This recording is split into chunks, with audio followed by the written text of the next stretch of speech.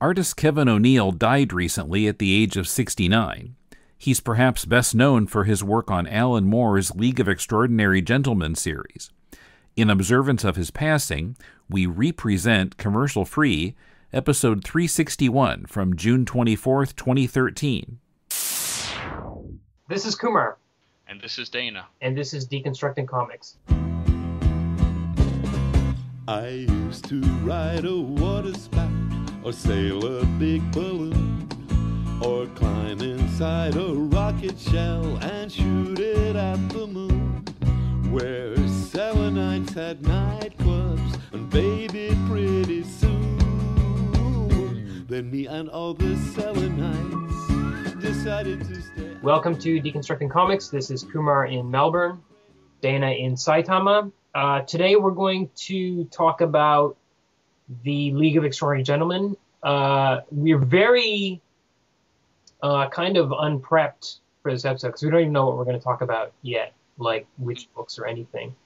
I don't think I've ever gone into an episode quite this not knowing what's going to happen. But giving away all our secrets. Yeah. I have been wanting to do... This has come up for a couple of reasons. One is I've been wanting for a while to do an episode where I flat out disagreed with the other person.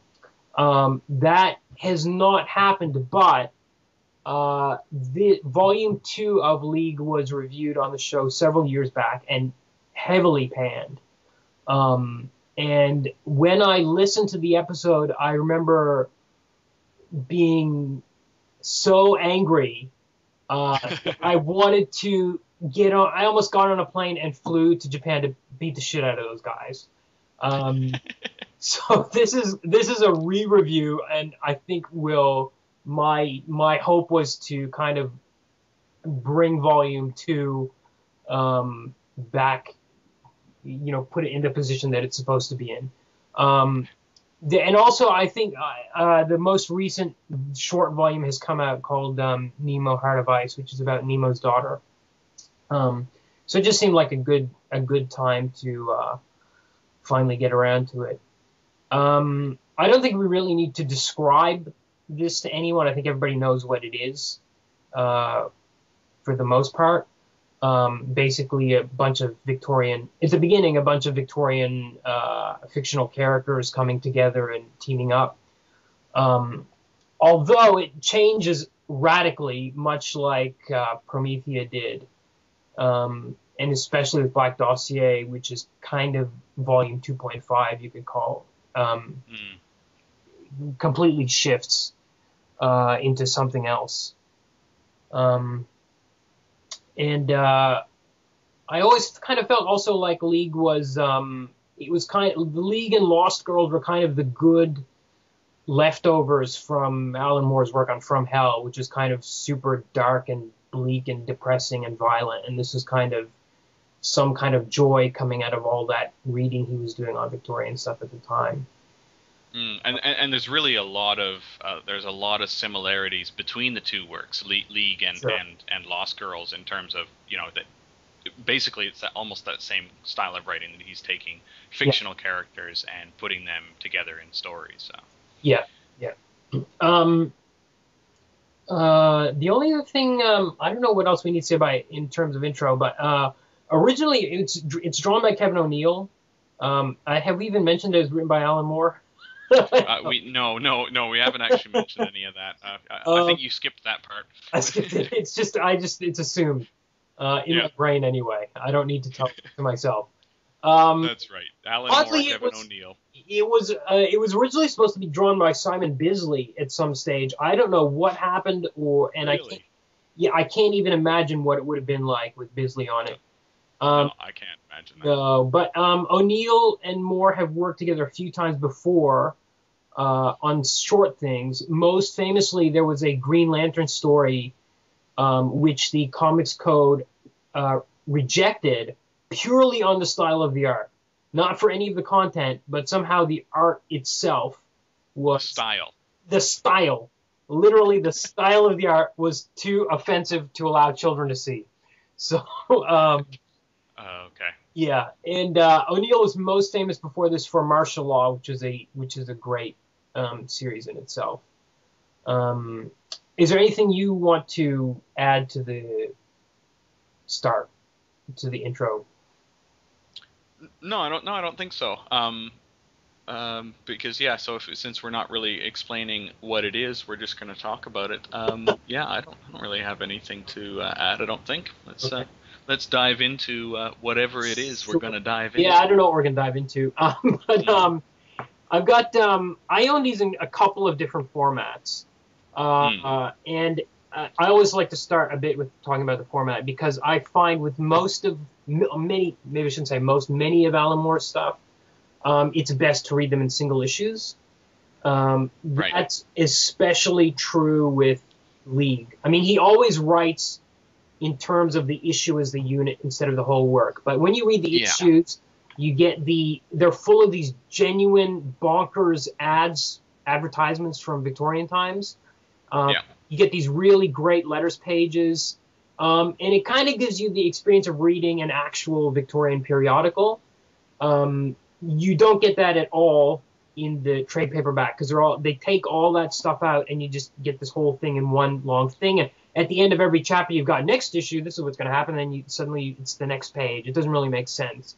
Okay, I was going to ask about that. So they keep the little, join us next time, fearless readers. But they, of course, they edit out or they cut out all of the advertisements and stuff. Now I could see editing out the letters pages, of course, but Sure. but it almost seems to me that those advertisements are really such a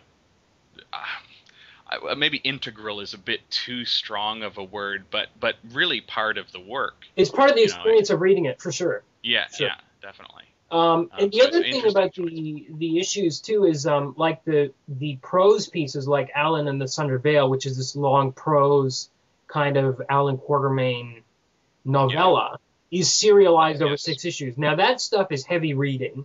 Well, It's very yeah, I mean, quickly, and it's better to read it in small chunks rather than all together at the end. yeah, definitely. And I think that there's something very, very different between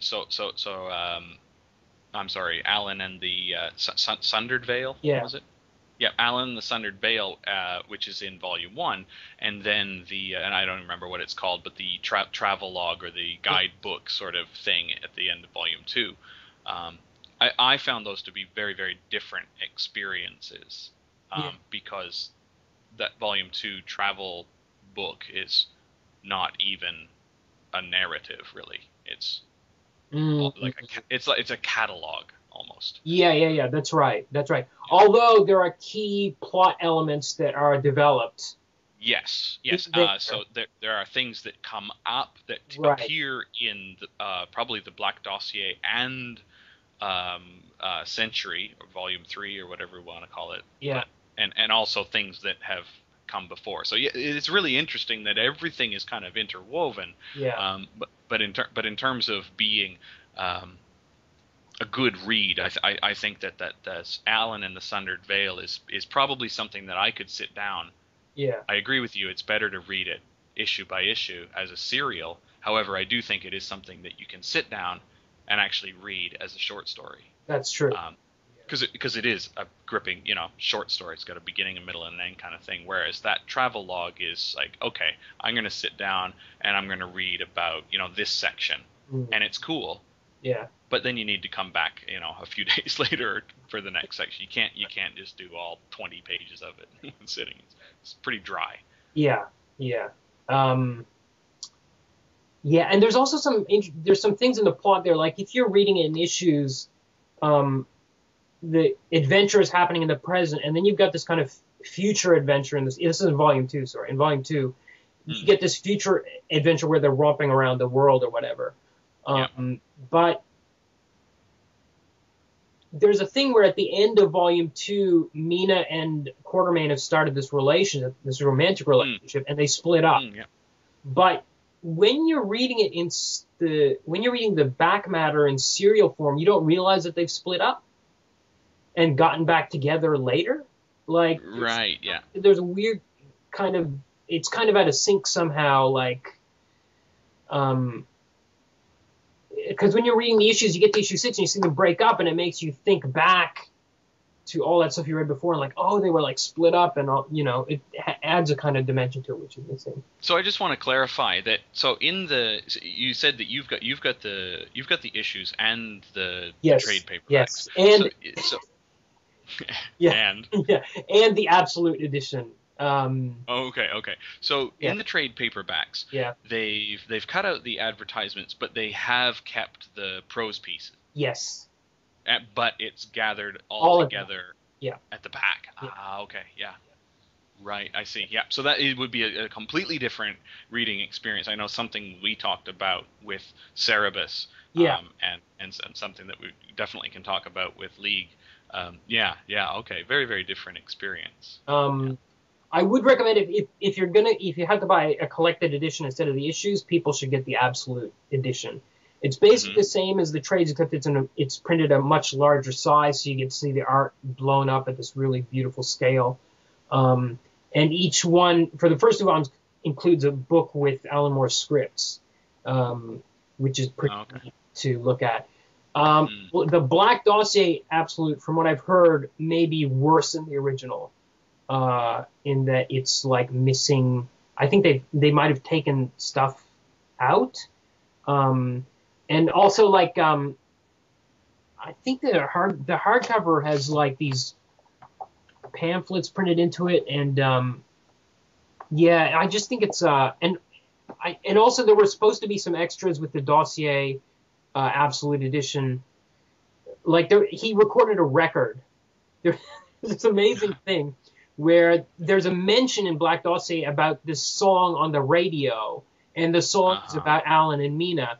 And Alan Moore actually recorded the song, and they put it on vinyl, or they were going to, and DC suddenly, at the last minute, balked and said, we're not going to do that. And they said, we'll put it in the Absolute edition. The Absolute edition came out. They didn't put it in. And there are no scripts or anything for the Absolute edition in the Absolute. There's nothing Absolute about it. The vinyl did eventually come out as a separate kind of release around the time that Century came out. So anyway, so you can get a bunch of parts. You get the issues, you can get the standard trade paperback, the standard hardcovers, the Absolute edition hardcovers in slipcases, and they've even just put out recently a I don't know what they've called it, deluxe edition or I'm not really sure, but it's got like the first 2 volumes together, and I'm not sure what other stuff they've cut out of there. What was the just sort of rough release schedule of these? So I know Volume 1. I remember reading. I think I read your issues. Yep. So that would have been what, 96? 90. Hang on. Yeah. I feel like 96 sounds too early. Yeah. All right. Just give me a sec here.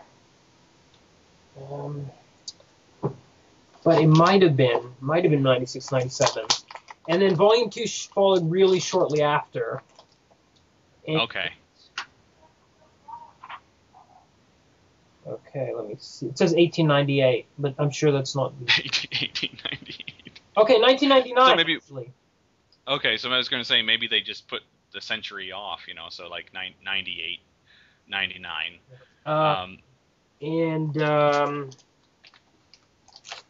So I think the Volume 2 was like a year after that. It was pretty quick. Okay, and then there was quite a gap, and Black Dossier, and then Century's stuff was just a couple of years ago. Black Dossier. Why does it say 2008? That's not. Is that possible? Was there really? 2007 is the date I have. Okay. It was and then there was a major falling out with DC, I think, again, while Dossier was in production. Yeah. And then there was a couple of years, and then the Century ones basically came out about a year apart. I think there was a kind of a long gap between 1 and 2, and then 3 came out a bit quicker. And then Heart of Ice just came out of nowhere. just suddenly dropped, like within months, I think, after. Boom. Yeah. Yeah. Um, So and Century is actually not DC at all, is it? no, they left. Top shelf. Well, so what happened was Alan Moore had set up this ABC Comics line under Wildstorm, which is Jim Lee's company. Yeah. And there were going to be a bunch of titles: League, Promethea, Top 10, Tom Strong, and Tomorrow's Stories. There were 5 titles. And then Jim Lee decided, one of the founding members of Image decided he was going to sell his company to DC. And he came down. Alan Moore had sworn never to work for DC again. And Jim Lee flew out to England and said, look, I'm selling my company to DC. You can turn around or you can stay in. And my understanding is Alan Moore felt, well, we've set up all these artists with work. They're getting page rates, and it would really screw things up for people if I said no at this stage. So he said yes, but he said there's got to be a firewall. And that means I don't get any editorial interference from DC, and the DC logo does not appear on the books, and certain things like this. And somehow, I don't know how the contracts worked, but Alan Moore and Kevin O'Neill owned the copyright on League of Extraordinary Gentlemen. They did not own any of the other copyrights on the other 4 books. Those are owned by DC. I don't know what happened. That's a question I've always had about why things shook down that way.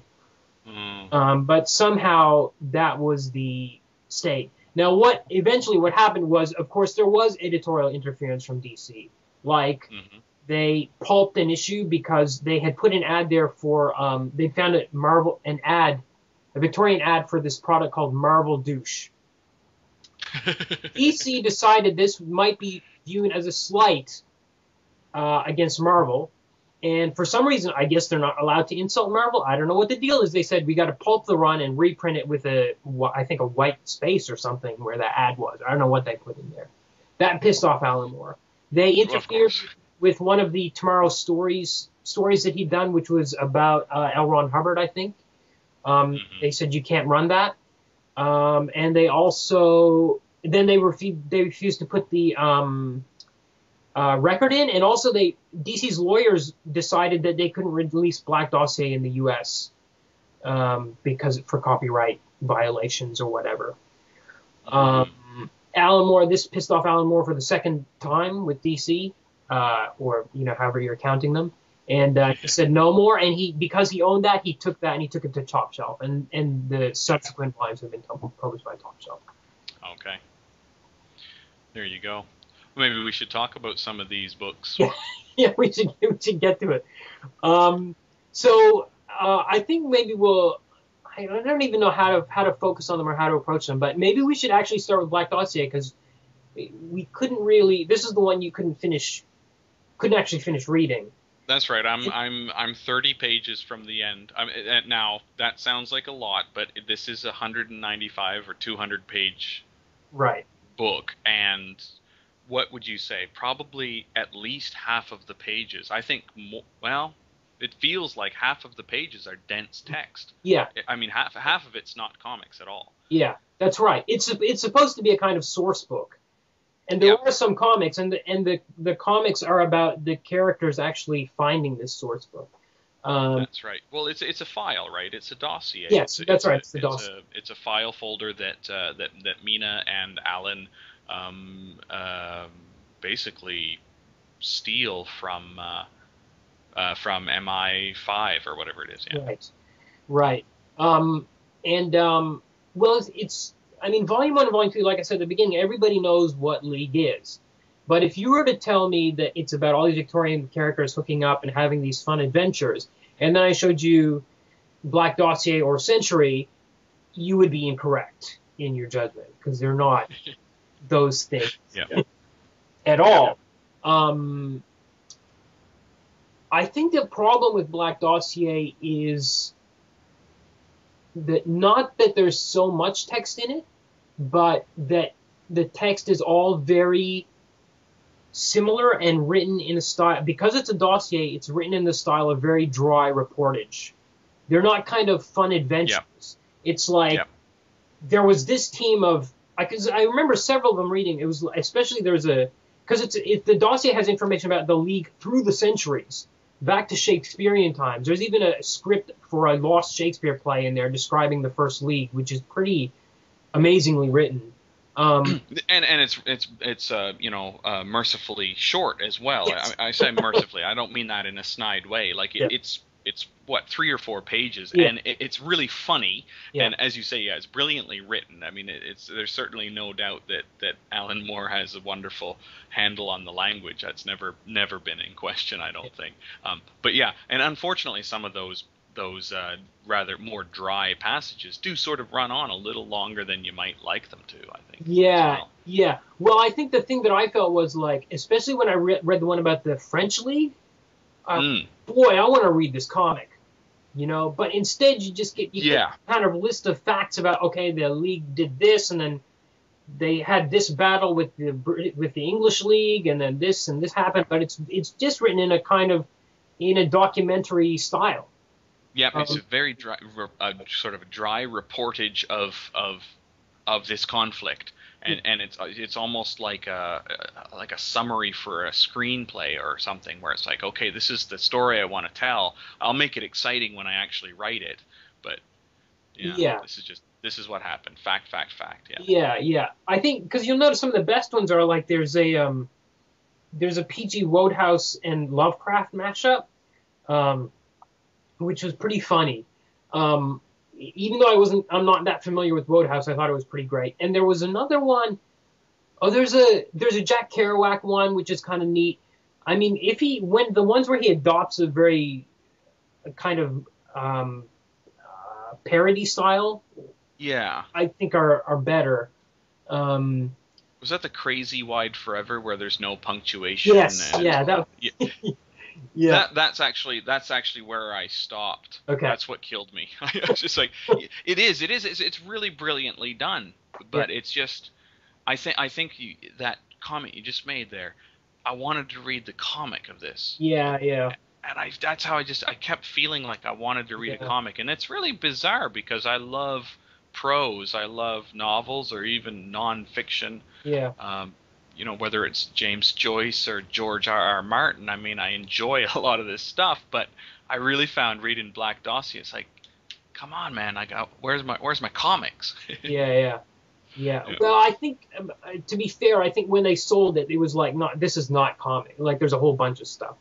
Fair enough. Yeah. And there is kind of there's a mix. There's a 1984 based Tijuana Bible in there, which is the most amazing, bizarre thing.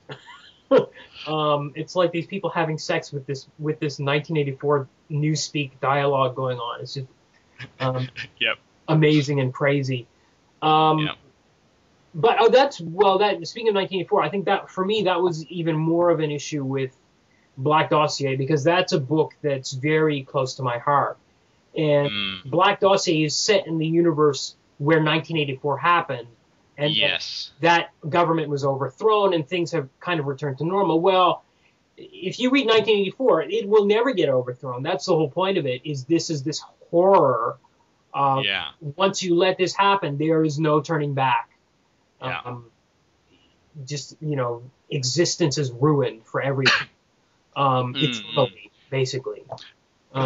There is kind of this wonderful tone throughout all of the works of League of Extraordinary Gentlemen, and you sort of said that this kind of coming out of that very dismal sort of from hell thing, that we got Lost Girls and we got League of Extraordinary Gentlemen, that I think Alan Moore keeps this tone throughout all the works of that adventure serial. I mean, it's set up in the very format of Volume 1 and Volume 2. It's there. It's like, here's this pulp adventure serial. Yeah. And that tone is sort of carried throughout. Even though the format changes in the Black Dossier, you still get that tone of like, it's 1984, but it's not so serious. Don't worry. It's Sunday morning television or whatever. And, the heroes are going to sort of persevere, sort of thing. So he does apply those styles of writing and things like that, but always with this, I don't know if I should say underlying or always overreaching sort of style of it's all in fun. Yes. I felt like Dossier had moments of it not being so fun, maybe because of the amount of reading. And I felt like he kind of, with Century, especially the third issue, the 2009 issue, I thought he was really having fun. Yeah. I don't know if he cared, and especially the thing I love about it, after they left DC, and it's true again of a lot of Moore's, especially Promethea is the biggest parallel, I think, is he kind of like he sets it up. Promethea too. It starts out as kind of superhero adventure, and he sets it up as a really fun thing for a mass audience. And he's like, okay, I've hooked all of you. Now some of you can choose to come along because I'm going to take this to a really different place. Yeah. And I felt like with the point of Dossier, especially after Dossier with Century, it was like, okay, he just started writing for himself and kind of stopped worrying about what the audience would think.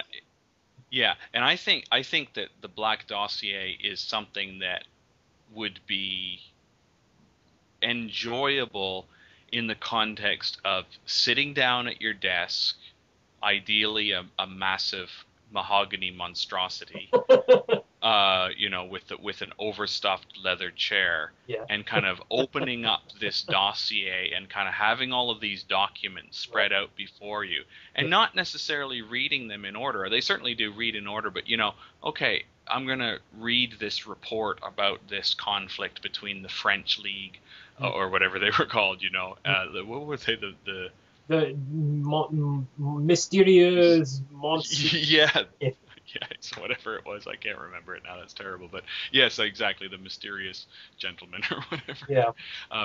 Kind of just you could pick up those 4 pages. Yeah. And kind of imagine that you were an MI5 agent, kind of researching or something. Like if you kind of let yourself get pulled into the fiction of the world that Alan Moore's created through all of these works, I think you could really enjoy the Black Dossier on a much deeper level. Whereas reading it for just to finish that point, reading it for a podcast, it's like, okay, we're going to record, next Friday. I've got 5 days to read this, 200-page thing that does it. It's like you said with the prose at the end of Volume 1 and Volume 2, it doesn't read that well if you sit down and read it.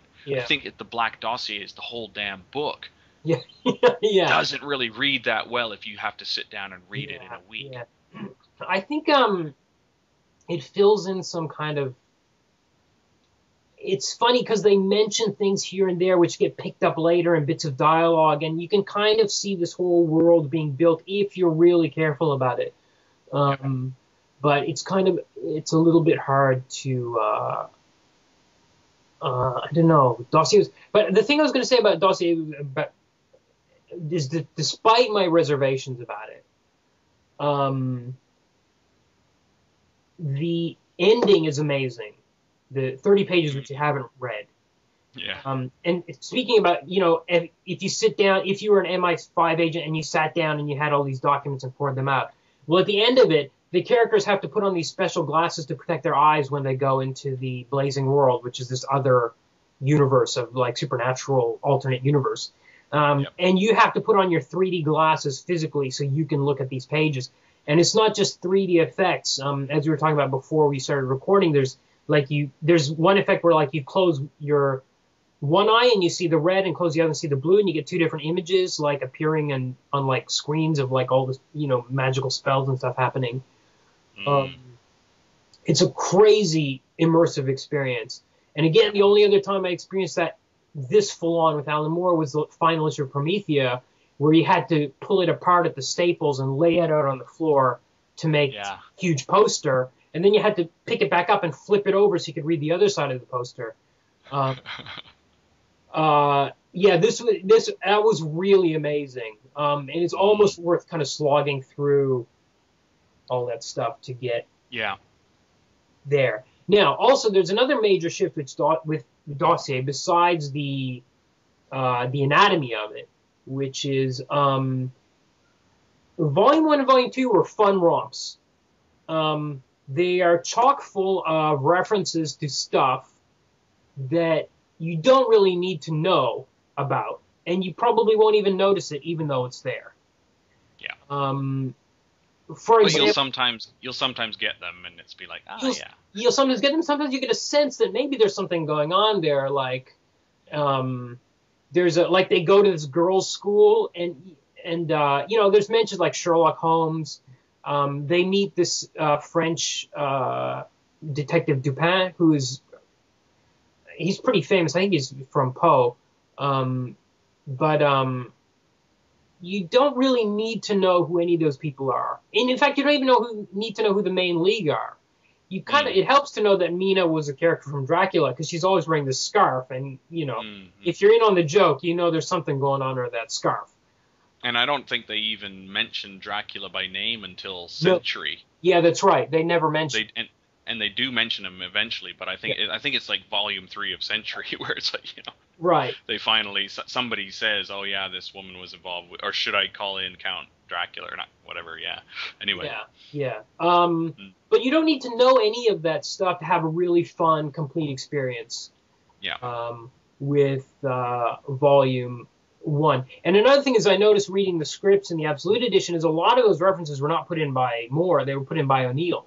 Yeah. He just drew this thing in the background or came up with a name for this, or whatever, that happened to be related to some other Victorian novel. But after, especially with Black Dossier, these things start happening that are more obscure.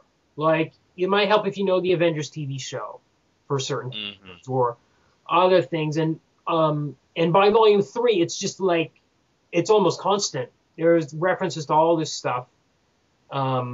It stopped being about a fun adventure and started kind of becoming about fiction.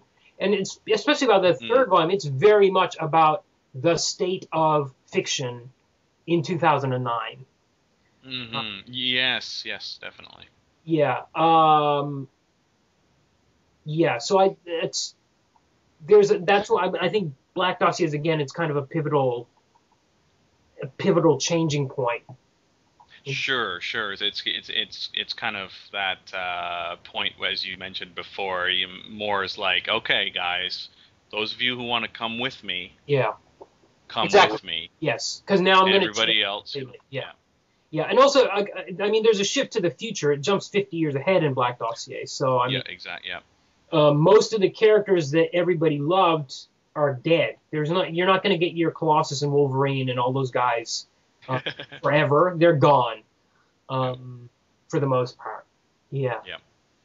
Well, should we talk a bit about Volume 1 and Volume 2? Because this was kind of what I wanted to get to, or cover in the most part. Because we haven't. Well, I guess we might get to Century later on. But you read Volume 1. Had you read Volume 2 before? I don't think so. No. I'd read Volume 1 back in the late 90s, and then no, I think Volume 2 was the first time I had actually encountered it. Knew about it, but hadn't read it. Yeah. Okay. Any first thoughts? I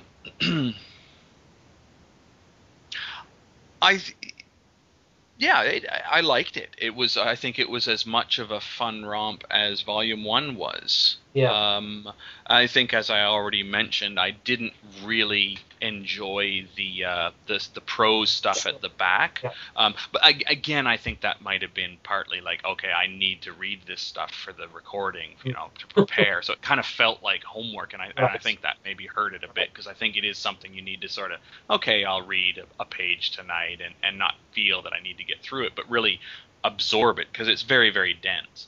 Right. But yeah, speaking of the comic itself, I thought that it was a really nice follow up to Volume 1 in terms of sort of seeing how the team was moving on as a team. Oh yeah. I thought that was really great. I mean, that was one of the really appealing aspects of Volume 1 was that whole arc, which was 3 or 4 of the issues was Mina going around and gathering. Yeah. Who was the last person they got? Was it Griffin or? Yeah, I think so. Was the last guy or whoever it was, but yeah, like the last. I mean, that was probably issue 4 or something out of the 6. You know, might have been because she didn't collect Nemo. He just shows up. He's with her. That's right. Yeah. And you don't get the story of that. I think it's one of the text pieces in Dossier where she actually hooks up with Nemo, where you get that backstory. Yeah, that's right. I think Volume 1 was why was it so amazingly fun? I think there's some amazing things going on because he doesn't choose obvious characters. Like he didn't go with Dracula or Sherlock Holmes. They're not in it. And they would have almost been really obvious choices. Mina Murray, what a great choice. And you don't really understand why they chose her until quite late.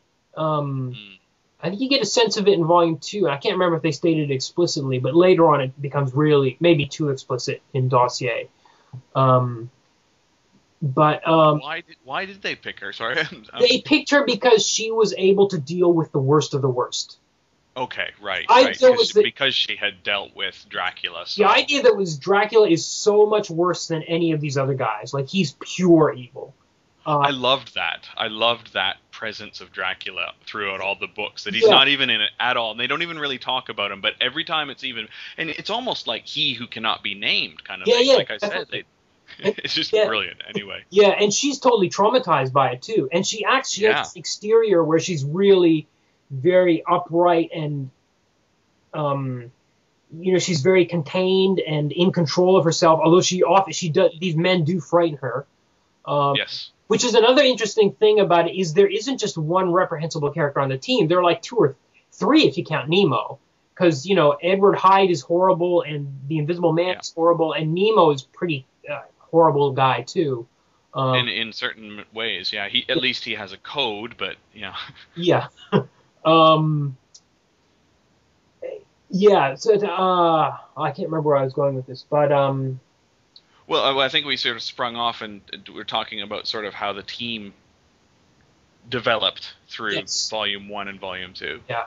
Well, and also the other thing about Volume 1 is it's kind of disarming that it's presented as a fun boys' adventure, but there's like cursing, nudity, really gruesome violence. There are rapes, near rapes, everything. It's totally full on. The violence is fun in it. I loved especially Nemo. Anytime Nemo goes off, it's really great because he shoots people with his harpoon gun and he's developing machine guns. He's kind of like the Tony Stark or Reed Richards of the team. Like he's always inventing stuff to kill people with. Exactly. Yeah. It's full of great one-liners. Like throw this smelly lesbian over the side and. Come forward, men of England, come forward. And there were so many great, amazing moments. And it's not like, there's a scene where, whenever Nemo goes berserk, it's great. And when there's a moment where Edward Hyde is able to see the Invisible Man as this kind of image, and it's cool. But they don't make anything of it. Like that whole it's very, very vital. And I don't know if we want to spoil things, but it's in Volume 1 that he sees him. Yeah.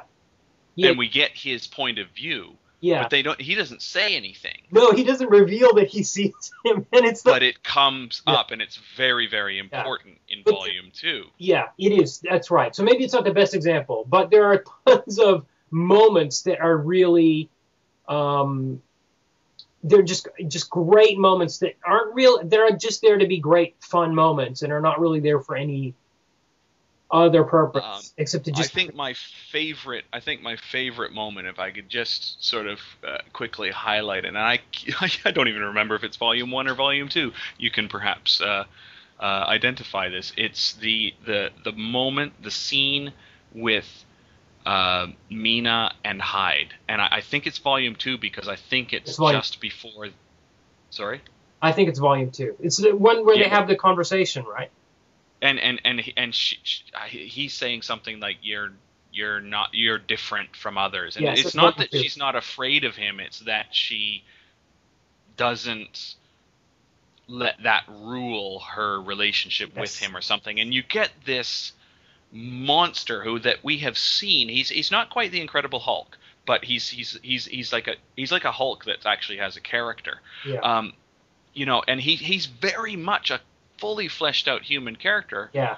But the thing about him is that he is almost always completely consumed with a violent, Yeah. destructive rage and loathing for everything that is good and pretty and Yeah. beautiful and kind and decent. Yeah. Because he's Edward Hyde. Yeah. And yet you got this scene where I think he even says, I want to rape you. Don't get me wrong. Yeah. But Yeah. if I could just kiss you on the cheek or something, and he does, and then he's like, you should go now. It's just beautiful. Yeah. It's a great scene. I think there's actually in Volume 2, I think there's a little less plot, and I think there's a lot more character. There's so many scenes where Moore throws together different combinations of the characters into scenes with each other. Yeah, And yeah. their behavior is amazing and shocking and frightening and hilarious. And all these things. Now, Volume 2, I don't know, this is the one that the guys really hated, but I don't know how anyone can hate a comic where Edward Hyde buggers and apparently maybe even eats the Invisible Man. I mean, this is... How can you not love this? This is... It's very unclear exactly what he did. All we have... I can't remember who was it that came in from the other room and was just like, my God, you monster. Like... Or Quartermain, yeah. Because what happens is as soon as... Well, first he rapes him, and it seems he rapes him in another room. And I don't know if do we really want to spoil this? Oh, I know it's like 13 years old or whatever, but it's for people. okay. Go ahead. I don't think it's spoiling. I think it's going to make people who didn't buy it buy it. Yeah. Basically, when the Invisible Man dies, Griffin dies. His blood starts to appear. He becomes visible. I watched I watched the movie, the 1930, what was it, 36, 35, whatever, Universal Studios Invisible Man movie, like literally a month or two ago, and this scene was so much richer. If you hadn't read the book or if you hadn't seen the movie, you wouldn't know. Yeah, but I was reading that panel by panel, and the blood starts to appear on Hyde. Yeah, and then all over the table. And all over the table, all over the room, and nobody knew it was even there. Yeah, that's and then Hyde's just like, I guess he's dead now, or it's like he's not suffering anymore or something. Yeah, just absolutely, absolutely a wonderful moment of, and kind of reflecting on myself as a reader. It's like, how can I enjoy this? Yeah. It doesn't matter how despicable Griffin. It's so horrific. It's so horrific because and it's the brilliance of it is that they don't try to show it. They don't even try to describe it because that makes it all the much more horrifying. Yeah. You can only imagine what Hyde did to this Invisible Man. But anyway, and it's revealed in such a funny way. It's just, how do you make that funny? Yeah. I think Volume 2, I think from page 1, it's very obviously it's more sophisticated and involved than Volume 1. It's like Volume 1 plus. It's more advanced, and the layouts are more advanced, and the whole issue 1, this whole thing on Mars, because this one is based on War of the Worlds. The whole issue is on Mars. Is there any dialogue in English in there, or is it all just Martian? That's a good question. I think there is some English because a guy comes up to visit John Carter and says, come on. Right. So we've got these it seems like all the species that have ever appeared in Mars literature are in there, which is kind of, you can see what the League is starting to turn into. It's becoming this kind of referential kind of thing. But it's very much on, especially issue 1 is very much on the level of spectacle. It's visually riveting. You can't stop looking at the crazy stuff going on. You can't really figure out what's going on with this warp. Who are these people? What are they talking about? You don't really understand any of it. It's fascinating trying to figure it out, but really, why should we understand what is going on with a war on Mars in the first place? So I kind of accepted all that, and I absorbed the issue on a kind of spectacle level. And I think if you come out of issue 1 really feeling like, oh, this is going to be this cool, awesome Mars, John Carter thing, then I could see you kind of, getting to the end of issue 1 or even getting into issue 2 and be like, oh, okay, we're back here. But it's just still such an enjoyable romp that it's kind of hard to be disappointed by it. I can't remember what they disliked about it specifically, but I loved when, like, the government, basically to fight off these Martians, the government sends part of the team off to find this scientist who might have some kind of biological, invention. Dr. Moreau, right? Just be Dr. Moreau, which is funny. Okay, that's all right. They go to meet Dr. Moreau. That's kind of cool, because they didn't do any Dr. Moreau stuff in Volume 1. The funny thing is, all of his creations are like children's characters, like Rupert Bear and stuff like that. And there's all this bizarre stuff going on. And there are strange references. Like there's a line where Moreau says about one of his characters, I think he's talking about Rupert Bear, how sometimes he gets pleasured by a gypsy woman down in the town. And it's the most bizarre, funny line, because there's this look of kind of shock on Mina's face, if I remember correctly.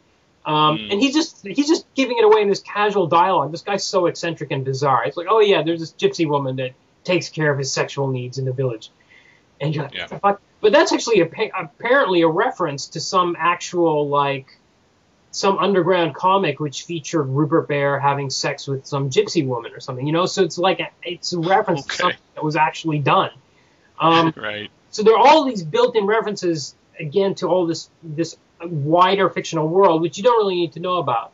I did notice there was a scene where there is, and this may be the first signs of a shift, another major sign of a shift in the series is, during this attack on the Thames River, the Nemo in his submarine comes up, and he rescues this boy, and he says, "What's your name, boy?" And he says, "Jimmy Gray." And then he takes off, and that was like a panel that was like, okay, this is really obviously a reference to something, which kind of didn't need to have 2 panels dedicated to it. You know what I mean? That was like the minorest minor thing that I had. Well, but that, then they talk about that in the Almanac, don't they? Is it in the Almanac or is it in Black Dossier? Might be in Black Dossier. They come back to Jimmy Gray, Yeah, they come back to him. So they said that he invented stuff or something. But the thing is, I mean, that kind of panel wouldn't have been in Volume 1. Or I shouldn't say wouldn't have been, there wasn't one. Right. Very specifically, like, a focus on a character who had nothing to do with, it had no further involvement with the story. Right, yeah. Very, very clearly some kind of a nod or a wink, or this is referring to something, and yeah, I guess if you're looking at this just as that self-contained comic, then that's like, well, what's the point of that? Yeah. Sort of thing. So it could be criticized, I guess. I found that that was one thing where I stopped reading and went to Google. Okay. And I never did that in Volume 1. I probably did it a few times in Black Dossier. It was like, and Century especially, I was like, oh, is this guy supposed to be somebody or right? Something. I don't know. But Volume 2 was, and I remember some people were disappointed with the ending, but it's the ending. It is the ending for War of the Worlds, but he's basically given the League a proactive role, and there's this Edward Hyde gets this amazing death scene. And the whole crew splits up, and it was really dramatic and amazing, and Oh, yes, it's right. It ends with Quartermain sitting on the bench. yeah. I thought it was a nice, not exactly riding off into the sunset, No. but No. but like, it things kind of fell apart, but sort of appropriately, that as you said, Hyde kind of went out in a blaze of sodom. I just wanted to use the word sodomy in describing Hyde because I think it's relevant. But anyway, a blaze of glory, fine. And Griffin, of course, we've already talked about. Quartermain, we see sort of kind of hopelessly in love with Mina, and of course this all comes back up later. But just in terms of ending Volume 2, it's kind of a nice. I think Quartermain should be sort of forlorn and sad and alone, because he's actually, despite being this, heroic adventurer, he's kind of a pathetic character throughout. Yeah. At least Volume 1 and Volume 2. Yeah, and he's an opium addict, and that's constantly an issue. Holy and shit! How about the scene where Hyde sees death? Where he's like doing up his tie in the mirror, and then he turns around and he's like, "Oh, so you're here for me?" And it's I don't even remember this. You don't remember that? It's God, I wouldn't be able to find the page, but it's basically just before he goes out to kill himself. And take down the tripods, the Martian tripods, which amazingly Kevin O'Neill is somehow able to draw them looking surprised. They get attacked by Edward Hyde and like smashed up. They're like, "Oh, holy shit!" And you can tell this holy shit look on their face, and it's like, how did he draw that? He gave them some character for sure. Yeah, but there's this moment where like Edward Hyde is like doing up his tie in the mirror, and then he stops and turns around. And he's like, "Oh, it's Death. Is that you, Death? So you're here for me?" And it's just like, what the fuck? And then shortly afterwards, he rides to his death. Okay. Have a look for that scene. I can't remember. I'm just looking I'm just looking at. It's not in the last issue though. I don't think it must be. It might be in 5. Issue 5. Yeah. Okay. Cool. Anyway, it sounds awesome. I can't believe I. Have a look for it. It's another chilling moment. I just think. I prefer Volume 2 to Volume 1. I think it's classier in some way. There's a lot more widescreen panels, which I usually dislike in comics, but I found that it really worked. In Volume 2, it gave it kind of an epic kind of scope, and it made it a very clean read. And I just love how deep he went on the characters, all of them. And the disintegration of the team was inevitable, considering how horrible most of them were. And then the remaining two, besides those 3 horrible guys, Quartermain is this drug addict, and he's quite old. He's up in years. Mina is still traumatized by the whole Dracula experience, even though she's leader of the group. And they're constantly going up, butting heads with management. So it was really, it was inevitable, I think, that they fell apart the way they did. And I think more recognize that. He's like, I put these characters together. There's no way they can stay together. It's got to. I think it's something that, of course, in our mainstream superhero comics, we have these teams that are kind of forced together, and they're forced to stay together. I mean, people split off, especially Wolverine, but they come and go. The membership sort of lineup changes, but just because of the whole business model and thing, you've got this kind of perpetual team that doesn't necessarily make any sense. And it's really the thing that came to mind. Beautiful. Sorry, go ahead.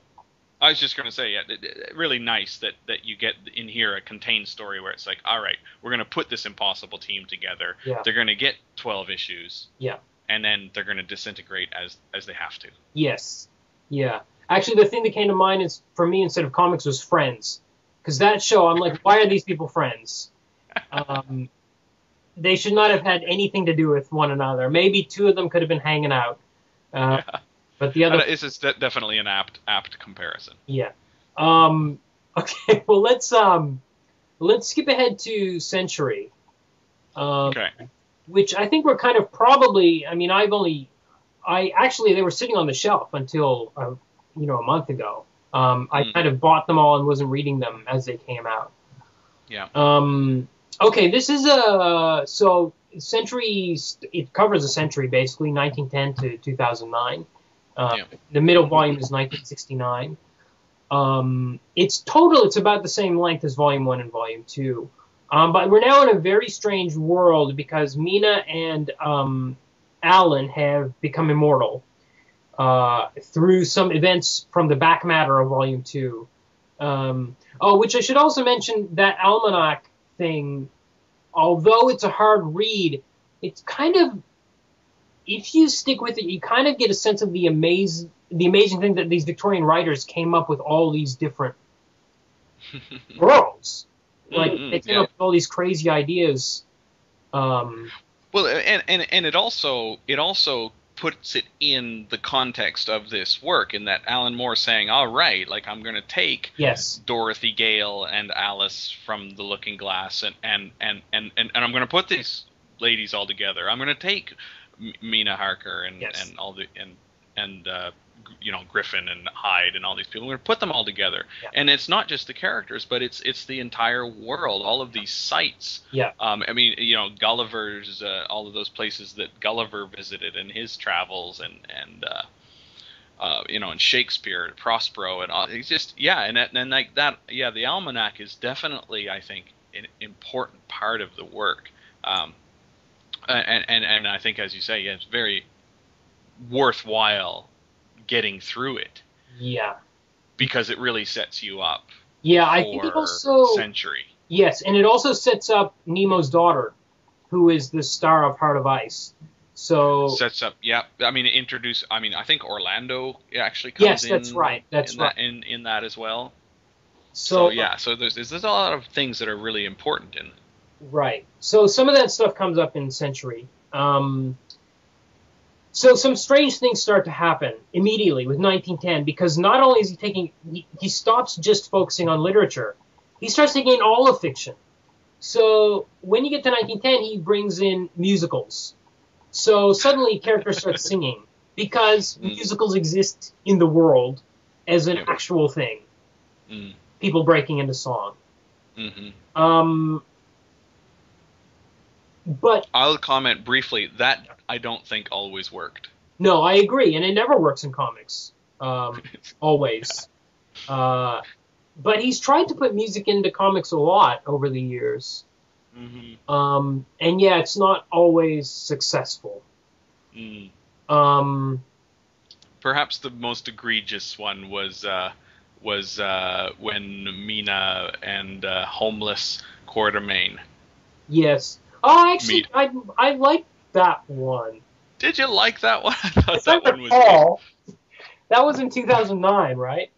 That was the last, yes, in 2009. Although I found it weird that they would be singing in 2009, because I can't think of that many musicals in 2009. Well, the thing was, I think that was the only one that was actually delivering dialogue. All the other ones were like a chorus. Oh, okay, right. Right, like it was, like there was the punk band, I think, that was maybe also at the beginning of 2009. There were the I don't know if she was a prostitute, but she was in that slummy part of town in 1910. Like, yeah, there were those scenes, but they're very much sort of like a chorus, almost like a Greek chorus or a chorus that you might have in an opera or a musical, where they're characters, but they're not directly involved in the action. They're kind of giving that narration, the heroine. That whole scene with Nemo's daughter that's being kind of narrated by the woman singing was really, really interesting. Yeah. In that what was happening as you get with the chorus, the audience gets insight that you're not going to get from the narrative itself. Yes. Of course, when you read a novel, you can have that third-person narrator, or even the first-person narrator that sort of is in the head of the character. Yeah. But you can't really get that in theater. You can't really get that in comics generally. Although, of course, you have asides and captions and things like that. But that was I thought that was a kind of a neat way that he used music. That's an excellent point. Yeah, I hadn't thought of that, but you're exactly right. Yeah, for sure. The problem in 2009 in that scene between Mina and Alan, it was I read it as a joke. Yes.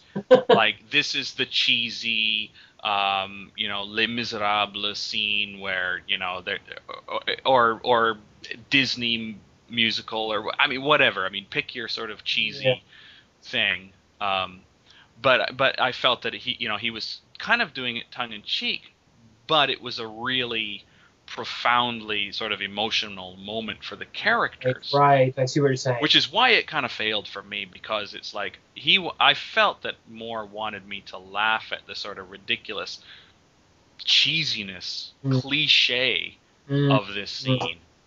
But yeah, I hear what you're saying. I would add that it may be a reference to something we don't know. Because absolutely. The reason I say this is because it becomes super uber packed with references to stuff. And you don't even know what he's made up or what he's borrowed anymore. It's such a jumble, which is very much like living in the modern age, if you think about it. I don't know how deliberate he was in that, but you're like, what is this from something else, or is this something he's made up himself? The side references are kind of... This is a whole stack of points at once, but okay, I don't know where to start with this, but let me start with this. It starts making... In 2009 versus 1888 or whatever, when he started, or 1898, that was very much a literary age. Now we've got a TV age. So he's got references in there to things like The West Wing, 24, 30 Rock. And you think about how much fiction is there in the world now, if you include all media, versus novels from the 1890s. I would say we're pretty saturated. And if you pick and choose, okay, I'm going to pick this reference to West Wing and this reference to Burn Notice, or this reference to something else, it kind of sticks out. I don't know if I'm describing this right, but it's just like, why pick that one thing out of the billions of TV shows? So, I mean, the point being that in 1898 there were recognizable, distinct narrative voices, characters, whereas in 2009 there's such a saturation of fiction that they all kind of just melt together, and it's like, what's the difference between 30 Rock and West Wing and Burn Notice? And are you sort of getting at that you don't want to pick any of them out, or? I felt like they stuck out. Are they less worthy of being picked out? Maybe they are. Like, why make a reference to, like, there's a scene in 2009 where Mina gets a file from the head of MI5. I gotta remind me to come back to that, because there's something great about that. But she gets some kind of information, and the head of MI5, M, of course, says, I got this information from a disgruntled former CIA agent named Michael Weston. Right. That's a very specific reference to Burn Notice. Okay.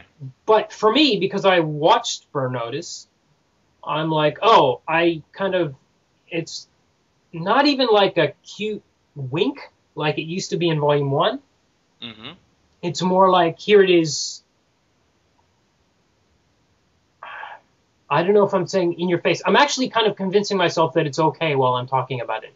I was about to complain about it, but I'm actually starting to see the soup of fiction in a way that you can't escape it. In a way that when you go out in the world, you cannot escape the barrage of advertisements on buses and things for TV shows and movies and all that stuff. So you're constantly in it. So I guess it makes perfect sense, even though I was kind of complaining about how you have to notice it. That's life. You do have to notice it out there, actually. I would say I actually noticed it less in 2009, probably because I'm less familiar with a lot of TV stuff particularly. Yeah. But I think my point is that instead, if he's going to reference one thing, he has to reference everything. Right. And for me to point out, here's the name of this country is the country from West Wing, or here's a reference to somebody named Jack Bauer, and that's 24. That's okay. Now I think you need to name all the other spy shows and everything else. You got to mix it all in there together. You don't get to pick and choose. And I think that's impossible given the volume of fiction that we deal with. Absolutely, yeah. Also, the other side of that is in terms of the artwork and the art being packed with references.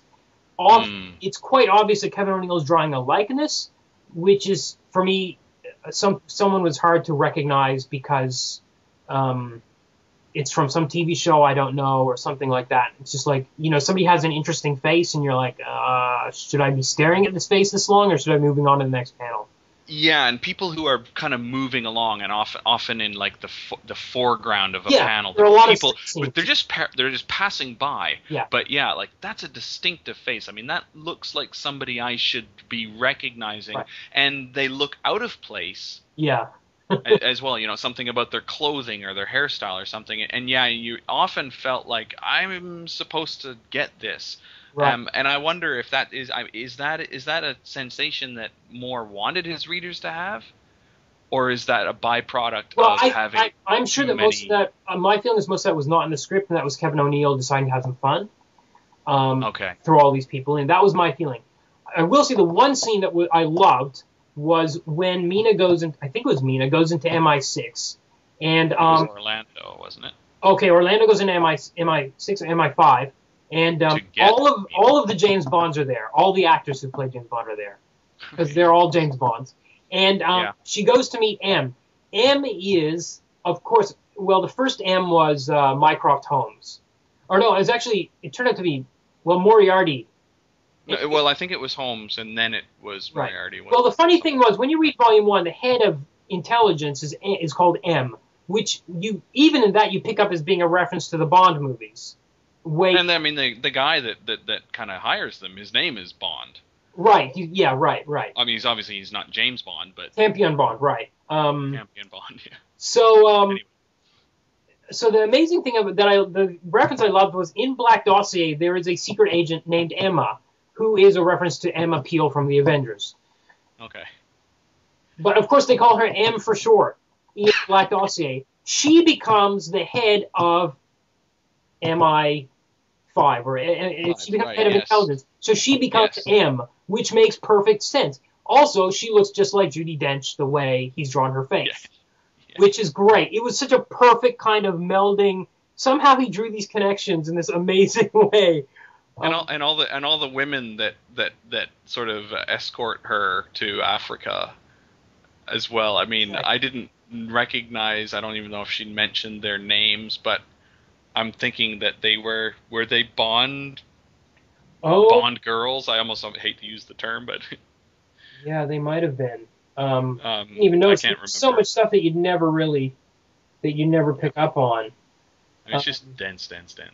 Yeah. So you want to go back to the file or something that you wanted to mention, or no, that was the business about M that I wanted to. Right. Sure, go ahead. I was just maybe shifting topics, so if you wanted to finish off that point, you go ahead. No, I think no, that was it. Cool, because there's one really kind of big thing for me about Century, and that's the villain. That is a big thing. We're not avoiding that topic. We're getting to that. That's right. This is huge because League of Extraordinary Gentlemen from the very, very beginning is all these fictional characters. Yeah. Now, correct me if I'm wrong, but that villain was not a fictional character. That was Aleister Crowley, right? Yes, but But I yeah. think Moore cheated a bit because I think he's using fictional versions of Crowley, Yes. like as opposed to basing it on the the actual Aleister Crowley. He's referencing some version of him from some He's novel. he's mixing characters and real Crowley, and I mean he mentions Anton LaVey at one point as well. Yeah. But I mean, yeah, I don't know if that was well. I mean, the very nature of that villain is that he's constantly changing who Yes. he is. I mean, That's right. And soul. I think each version of him is a different fictional version of Crowley. Right. For example, But if I was to say like Ed Gein, like if as an example, Ed Gein was a real person, but we had certain movies that were kind of based on him, like Texas Chainsaw Massacre and Silence of the Lambs. Right. So it's as if Moore was to write a story where it's like, right, it's just Ed Gein was this magical guy and he changes shape. He changes shape into, the Texas Chainsaw family, and he changes shape into this guy from Silence of the Lambs. So it's kind of a similar thing I think he's doing with Crowley. Yeah, because it certainly wasn't exactly Crowley. I mean, I don't claim to be a Crowley historian or anything like that, but I don't think Aleister Crowley was trying to bring about the Second Coming. Okay. That might have been something that people thought he was trying to do. Okay. Or he may at some point have tried to okay. Summon demons or whatever, but I don't think that was kind of his whole point. And maybe I'm just kind of missing something very major about his life, but I don't think that was his deal. Yeah, I wouldn't know. Which is very much the kind of the primary goal of the villain in League of Extraordinary Gentlemen. Sure. But I thought you were actually going to mention as a villain, you were going to mention the fact that the Antichrist is Harry Potter. And okay, no, so I didn't see him so much as the main villain, but okay, let's then talk about Harry Potter. I don't know Antichrist. I don't know if there's any. Well, it's funny because there's I'm not going to be able to find it now, but when they go through Hogwarts or the well, this is another weird thing about Century versus Volume 1 and 2 is he can't name things explicitly because he was infringing copyright. So you're getting a very different experience here. And, another thing is like when you read Victorian, somehow those characters are identifiable. Like the Griffin character, although he's drawn the way he was in the movie, in this case, the characters were less iconic.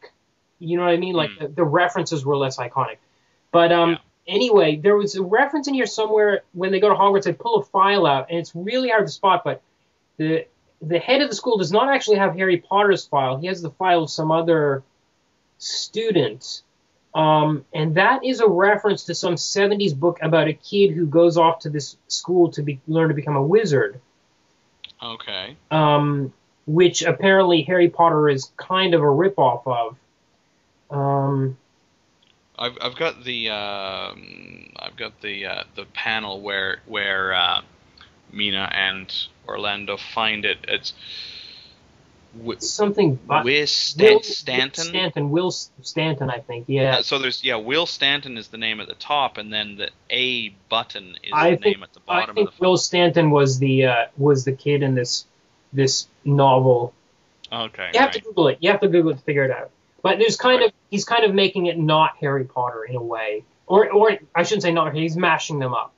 And there's more mashing in this than there was in the whole thing about Emma Peel becoming M is that kind of stuff doesn't really happen in Volume 1 and Volume 2. Right, yeah. But where is it going? Oh yeah, so Harry Potter is kind of the villain. The Antichrist. Or he's the Antichrist. He's not really the villain. He's the tool of the villain. He's the big monster they have to take on at the end. And Excalibur becomes a lightsaber. Yeah. He doesn't really act like Harry Potter. No. that you would think of. But then I don't know, maybe Edward Hyde didn't really act like Edward Hyde. Well, I guess he did, but He did. Well, no, yeah. I mean, the character is not Harry Potter. I mean, what you've got is you've got very, very sort of iconic Harry Potter things. I mean, the mark on the forehead, the wand, the scarf. the school, the scar, yeah, or the scarf. Doesn't he wear a kind of Harry Potter scarf and the glasses or something like that? Not at the end. Maybe he does it in flashbacks, though. I don't remember. So yeah, at the end he doesn't wear any. He's just got like a tank top and jeans. Right. Okay, but yeah, I mean, there's also the whole thing of like going through the wall or whatever and taking the train and and that, I mean, that's obviously Harry Potter stuff. Yes. But yeah, the character himself doesn't seem very Harry Potter-y. Yes. What was I going to say? But do you think? I think there, especially in Century, there are some very explicit references to it being about fiction. And I think even at the end of Dossier, Prospero starts making some comments about the world of fiction and these characters inhabit. And it's got to be some sort of comment on the quality of the Harry Potter novels. I don't know. Do you think it's that specific? I don't know. I've only ever read one interview where Alan Moore commented on Harry Potter, and he thought he read it, it was kind of okay, and he didn't really like it. It didn't seem quite as venomous as the end of this book is, where it seems like he's saying this is the worst kind of writing. But then at the same time, I mean, God comes down, and God is Mary Poppins, and then at the end, Alan Quatermain dies, and it seems like the Lion King is up in the clouds. Yes, that was the Lion King. So, and I was just kind of like, what? Yeah. Although I've heard some people say it's that lion from the C.S. Lewis novels, but I don't know. The visual of it it could have been a mashup. Maybe it was a mashup. I don't know. Well, yeah, there's definitely some. I mean, they go to Africa, so I felt it is like Africa, yeah. So Lion King. Yeah, the Lion King. But the graves are all kind of neat at the end. Too. Yeah, but there is a shift in. I feel like he's making a statement about the quality of fiction in 1898 versus the state of fiction in 1969 and the state of fiction in 2009. And I think in 2009, Alan Moore seems not too happy with the way things are shaping up. I don't know, maybe I'm not reading it the right way, but it seems like there was a kind of joy in the Victorian stuff, and I just don't know what to make of the modern stuff. Well, oh, Harry Potter peas lightning. Yeah. Because as you do, maybe sidestepping the question, but perhaps this will tie back into it. We talked about the characters in Volume 1, and particularly in Volume 2, which was really character heavy. What did you think about the characters? And specifically, I mean, Mina and Alan, and I guess Orlando being the third sort of main character in Century. I don't know. I mean, how would you compare Mina in Century to Mina in Volume 2? It's really hard to. I actually wrote a note at one stage that Mina didn't really seem like Mina anymore. Like she seemed like a person, which I guess you have to expect it after 100 years.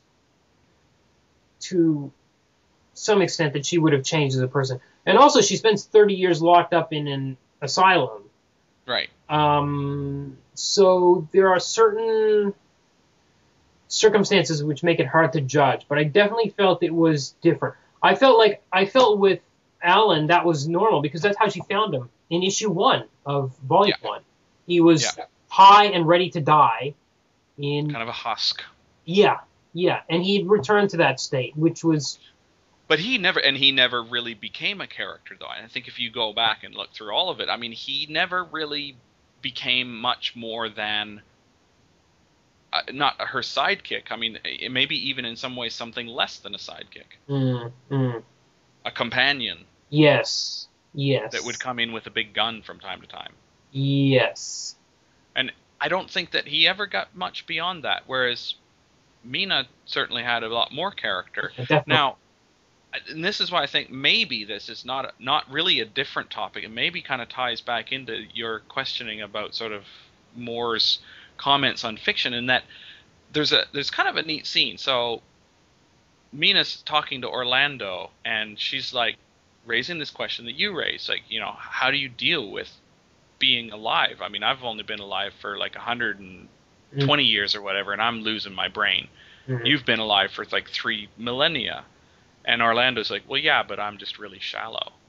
Yeah, exactly. And I think that this might be getting back into sort of the questions that you're asking, is this part of Alan Moore's sort of comment on fiction now? Like, are we looking at characters, or is he trying to make some kind of comment that modern characters are so much less than the, you know, sort of 150 years ago or something? I part of somehow the overall feeling is, my answer to that question is yes, but then there's those references to West Wing and The Wire and things, and it seems like it's very hard to, how can I put it? It seems like he liked those shows. I feel like Alan Moore watched The West Wing and enjoyed it, and he put a reference to it in 2009. He didn't reference it in a derogatory way. He was just the name of this Middle Eastern country is the name that they used in The West Wing. You know, he references 24. It's not in a derogatory way, like this is a really childish view of terrorism or something like that. It's just a throwaway reference. It's not good or bad. It's just part of the landscape. Yeah. But at the same time, that may have been true once, but he no longer owns a TV, and he doesn't he doesn't have the internet. So it's almost like it's things that maybe he heard other people talking about.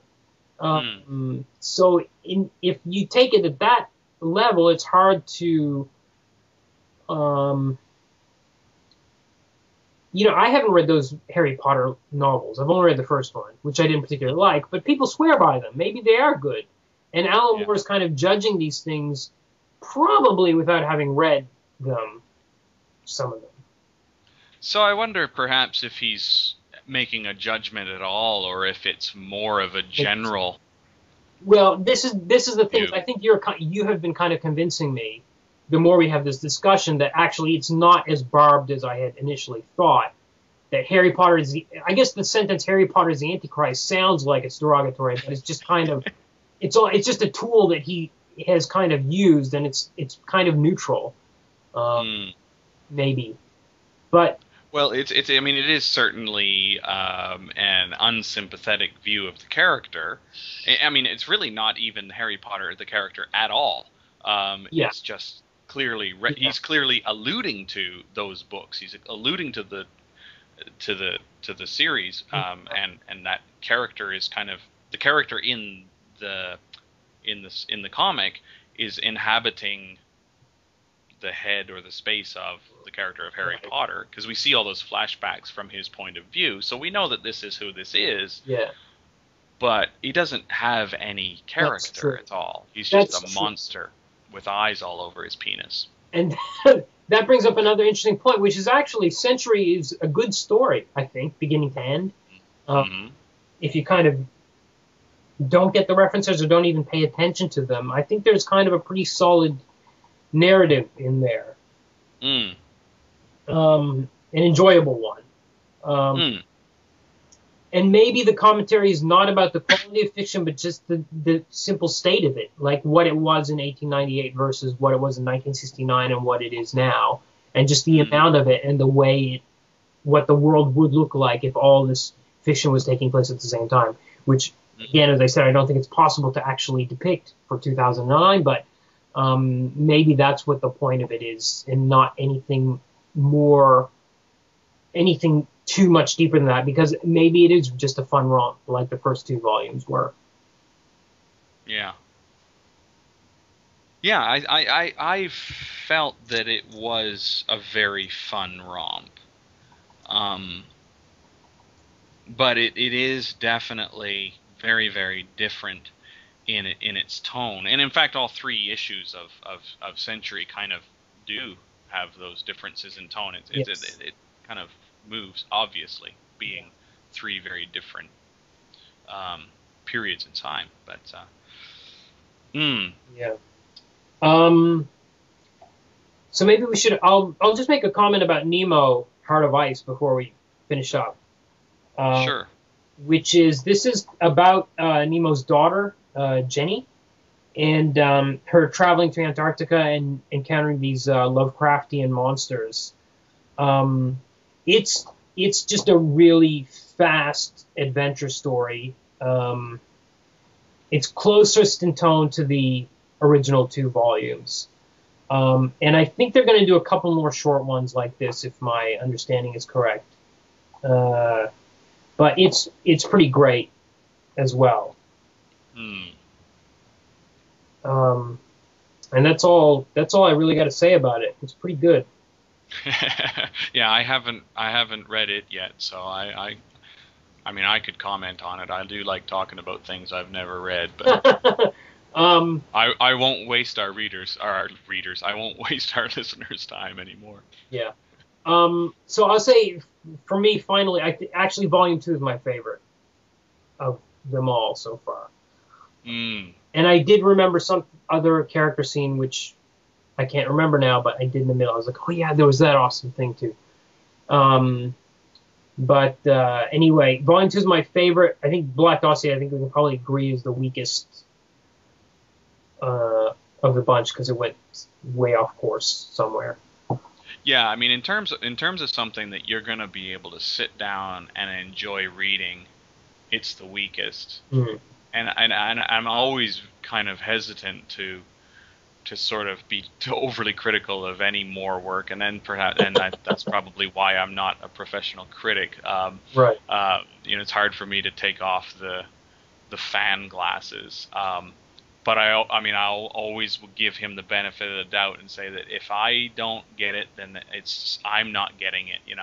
As I said, I think if you sat down with a couple of pages of the Black Dossier and sort of almost role played reading it as though you were an agent of MI5 researching for some field assignment, I think it could be really enjoyable on a level that most works just don't even attempt to reach. Well, that's the point we made. Is there are fundamental structural problems with the way it's been put together that are inhibiting. But overall, I don't know I cannot remember what issue those guys had with Volume 2, but they were just fucking wrong, whatever it was. I haven't heard that issue, or I haven't heard that episode. It was from like 4 years ago or something. It's dropped off the site. It's no longer in the feed. So. I was gonna say, yeah, because nobody will have to suffer through it ever again, I don't think, unless Tim decides to repost it before this one goes up. Oh dear. Yeah. Yeah, that's it. Bleed. Any final comments? No, I think that's about it. I think all the books are. No, I have no final comments, so I'll finish by saying, no, yeah, they're all good. They're all good reads. Dossier is a bit of a slog, but they're all good reads, and I think the payoff is there. Yes. I think if you do slog through it, there is a payoff. Yes. Yeah, and even with Dossier, just read it to get to the black and white, the 3D section. The 3D. It might have even been the last thing that Ray Zone did before he died. I think it's possible. I'm not quite sure. But yeah, for sure. Check it out.